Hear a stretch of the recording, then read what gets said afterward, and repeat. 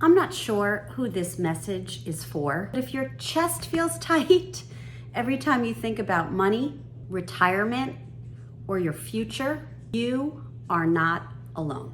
I'm 58, and not too long ago, my husband and I were sitting at the kitchen table looking at our finances, and we really weren't saying a word. We were just kind of staring. It felt like everything we had worked for was slowly slipping away. Our savings was shrinking, our bills were growing, and our dreams, we had to quietly put them on hold. We weren't lazy, we weren't reckless. We thought we were doing everything right, and somehow it still wasn't enough. If you've ever felt that tightness in your chest, that quiet fear from doing your best but still falling short, I want to share our story because maybe it'll help you breathe a little bit easier. There wasn't one big disaster. It wasn't a layoff or a medical emergency. It was slow.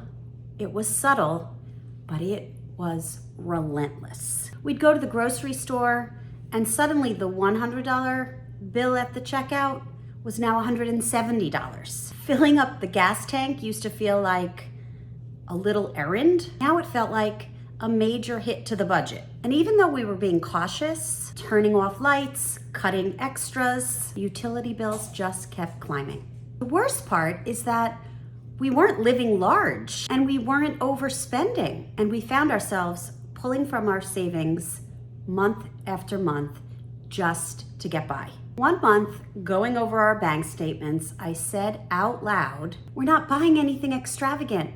Why does it feel like we're broke?" And my husband said something I will never forget. He said, "Because everything costs more and we're not making any more." That was the moment we realized that we weren't failing. The math just doesn't work anymore. We weren't just losing money. We lost something even more valuable: peace of mind. It was losing the ability to make a plan and trust that we could follow through with it. It was the freedom to say yes to something we wanted to do without feeling guilty. That worry shows up in ways that you don't expect. Saying no to a dinner out, even though the last thing you feel like doing is cooking. It's been a hard week. Pushing off the dentist or a medical visit because you're afraid of the bill. Telling yourself next year over and over about the trip you've been dreaming of. We kept quiet for a long time thinking it was just us. But once we opened up, we started to see that we were not the only ones going through this, especially for those of us in our 50s and 60s. We played by the rules. We sacrificed and we worked hard. And now, where are we? We were tired, we were anxious, and we were wondering if the security we were promised was ever even real to begin with. There are some lessons I wish we had learned earlier, and maybe they'll help you now. You didn't mess this up. That's number one. This isn't all on you. The world changed really fast. Inflation, healthcare costs, and stagnant wages. They've made it nearly impossible just to keep up. If you feel like you're drowning, it's not because you're weak. It's because the water got deeper and nobody gave us life vests. Number two, beating yourself up is not going to fix the problem. For months, we kept saying, "Why didn't we save more?" Or, "Why didn't we invest differently?" But looking backwards only made us feel worse. What helped was accepting where we were and moving forward. And number three, big changes aren't always the answer. We thought we needed a miracle, but what we really needed were tiny wins, a few new ideas, a second income stream that didn't drain us, better choices stacked over time.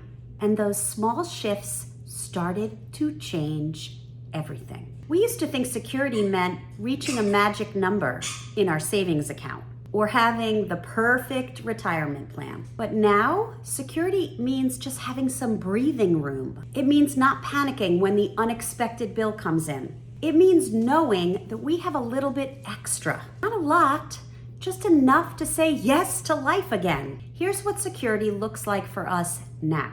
A modest cushion in savings, a way to make money that doesn't require 40 plus hours a week, saying yes to coffee with a friend without guilt, and trusting that we're moving forward even if it's slow. we started focusing on what we actually could control. We couldn't change the cost of groceries, but we could find a smarter way to earn. We couldn't undo the past, but we could make new choices with the time we have. And then shift from fear to focus. That changed everything. If you're still with me, then this is probably hitting home. So here is what I would tell you, heart to heart. You're simply trying to find your footing in a world that has changed without warning. And the fact that you're still here, still fighting, still hoping, that matters. So if all you can do today is take a breath and say to yourself, this is hard, but I'm not giving up. That, my friend, is a win. Do not give up. Do not believe the lie that it's too late. You are not too old to start something new. And this is not the end of your story. There are ways to rebuild. There are ways to earn again, just differently. And there is still a future where you don't feel afraid every time the mail brings a new bill. You can start small. You can start now. Just start. If any part of this has resonated with you, I hope you stick around. I don't have all the answers, but I do know what it feels like to lie awake at night worrying about money. And I also know it's possible to climb out of that fear bit by bit. This space is here for people like us, people who are still hopeful, still learning, still building something better, even if it looks different than what we imagine. You're not alone, not even close. You never were. Please grab the free information in the link in the comments. It will educate you.